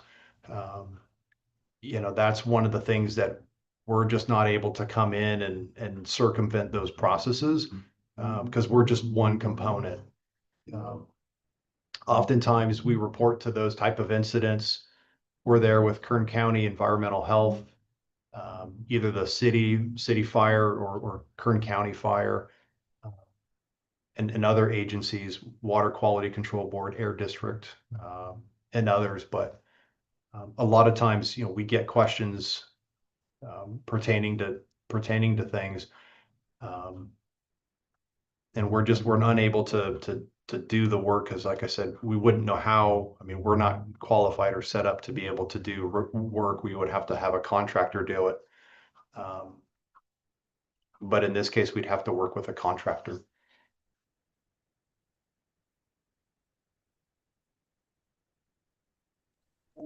Ok, gracias. César, una pregunta para ti. No va a haber ya la forma, ¿verdad?, que ayuden a estas personas. Y también no sé si ellos puedan pedir como los planos de Arvin, de donde hay tubería debajo de las casas, porque en la verdad no saben. No sabe la gente si tiene tuberías debajo de sus casas. Y la verdad sí está bien triste y peligroso. Y Joana, ¿crees que es algo que le podemos pedir que nos traigan esa información para la próxima junta? Información de quizás las tuberías que están debajo de las residencias. Sí, si pudieras hacer algo, César, o el señor que estaba hablando, porque pues ya ves que él dice que hay tantos millones de dólares para estar tapando pozos y limpiando. Ah, los pozos sí son bien peligrosos, ¿verdad? Y está bien y todo, pero toda esa gente que vive con tubería de gas abajo de sus casas, está bien triste que es una bomba de tiempo nada más en lo que se rompe una tubería y ahí queda la gente. ¿Te acuerdas también de la otra vez que estaban haciendo, en la Walmart, cómo se olió de gas y nadie movió un dedo hasta que tú hablaste? Y hubiera podido terminar casi con todo Arvin ese gas. Porque después de que tú pusiste las manos ahí, cortaron la luz para que no hubiera explosiones. Yeah, Gracias, César, por todo.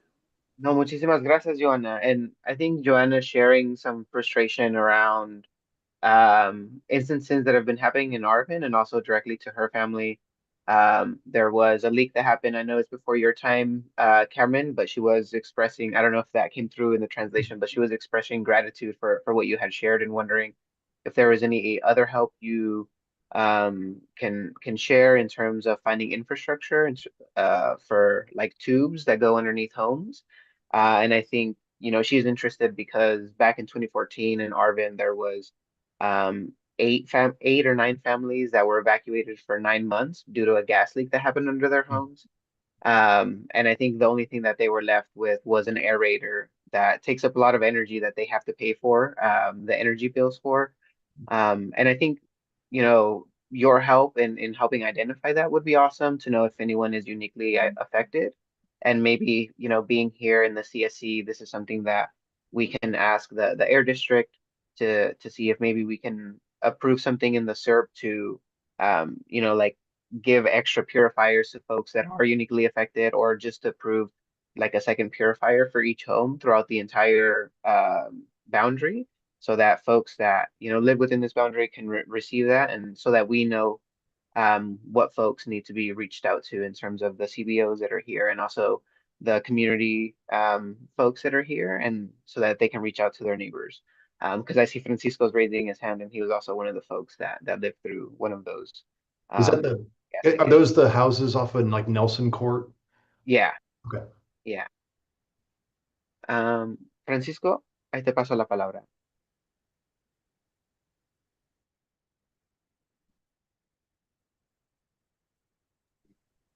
Sí, sí, buenas tardes. Mira, yo tengo aquí en mi casa la recámara principal. Cuando ahorita en el tiempo del calor es un olor adentro como que si hubiera algo muerto adentro. Como huevo podrido. Y ya le hablamos a los bomberos y los bomberos han venido y que no encuentran nada y que no hay nada y no sé qué está pasando, pero es un olor muy feo que hay ahí en la recámara. Y lo que dice Juana tiene sentido. Tiene sentido porque en el invierno no hay problema, pero cuando viene el calor es una pestilencia a huevo podrido. Yo digo, ¿será que está pasando gas por abajo de la casa? Gracias, es todo. Gracias.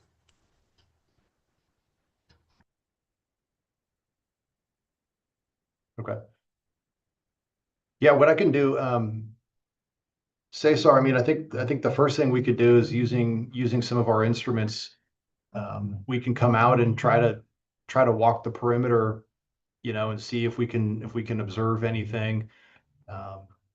We can work with the operator, you know, make sure they have their, like, all their pipeline plans are in place. We can review their testing and stuff. So I've got a kind of a little bit of homework for me to do, and then hopefully get back with you all. We can meet out there in a week or so, and we can see a couple weeks and see what we can do. Start putting our heads together and see what we can come up with. Yeah, that'd be great. I really appreciate that, Cameron. No, absolutely. Because I know that what happened at Nelson Court was kind of the instrumentation for the pipeline bill. We still run into times where we have pipeline issues, and so again, there's very few of us that were here when those regulations came into effect. Even fewer were actually there when it happened in 2014. So the more we can do to understand the issue, and if we need to continue to make changes to regulations as well, then we're happy to get that going.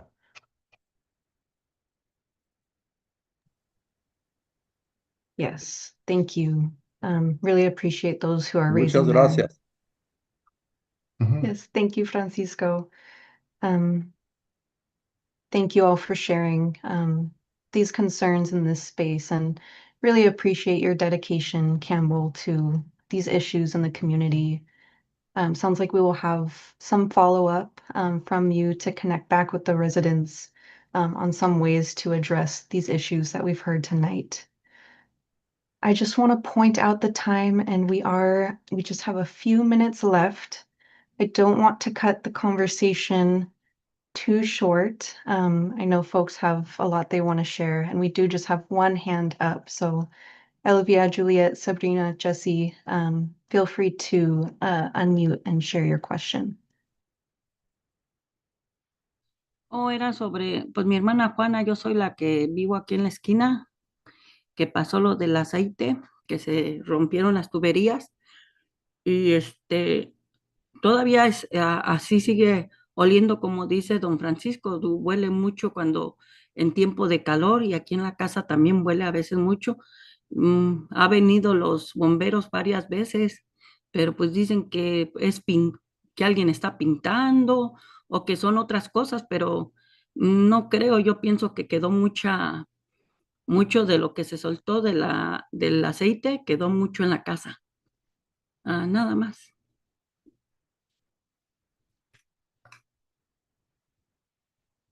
Gracias.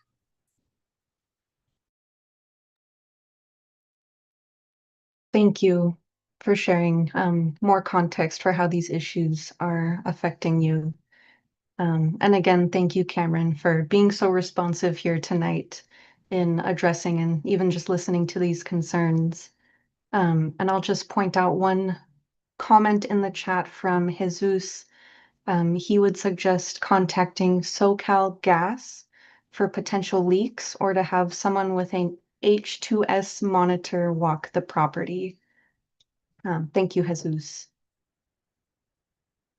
And since I think that is it for our questions, and given we are almost at the end of our meeting, I think we can close out our update from CalGEM and say just a big thank you again to you, Cameron, for being here tonight and being so responsive to community concerns. And thank you for having. Thank you. So at this time, I think we can, well, we will not have time for the rest of our standing updates, and those will be sent via email. So be sure to look out for those, as well as the action items. I'm going to quickly share my screen. Let me find the window really quickly with our next meeting dates, which will be in April. Here we go. Okay. So our agenda setting meeting to talk about what folks would like to prioritize for next month will be on April 2nd at 4 p.m. via Zoom. And then our next CSC meeting will be April 22nd at 5 p.m. our usual time, also via Zoom. And I will stop sharing my screen. And just to officially close us out, I'm going to invite our two co-leads, Bianca and Cesar, to provide us with some closing remarks. And maybe Cesar, you can go first. Yeah, I just want to thank the all the agencies that came. I think we had not just a lot of updates, but a lot of enthusiasm from the folks that came on and were willing to help. So a big thank you to all the agencies that didn't just give updates, but are willing to leave with a little bit of homework.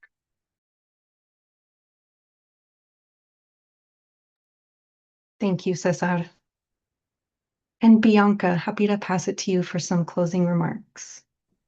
I wanted to echo what my co-lead was mentioning. I did appreciate all the state agencies and local enforcers actually taking action and putting it in the action tracker so we could follow up.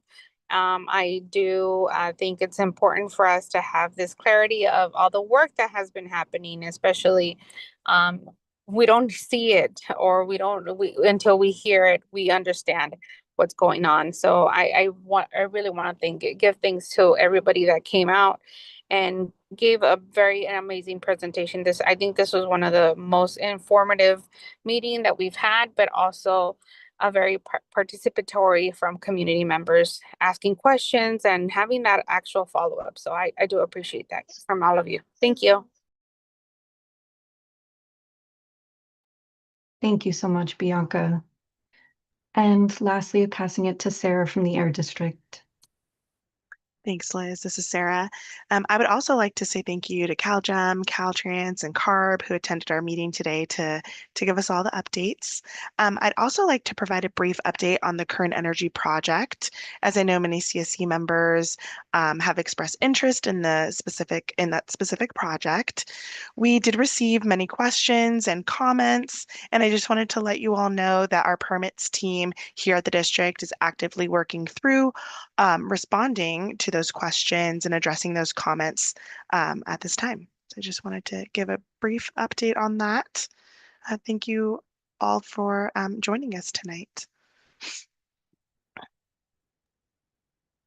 Thank you, Sarah. And thank you again to everyone tonight, all of our agency partners, the Air District, and of course, all of our residents and CSC members. It was definitely an engaging meeting, and it shows that a lot of this work really is a collaborative effort and takes dedication from many agencies. So it's really great to see that happening tonight. And hope you all have a great rest of your evening, and we hope to see you at our agenda setting. Thank you so much, and thank you to our interpreters as well, Tanya and Diana.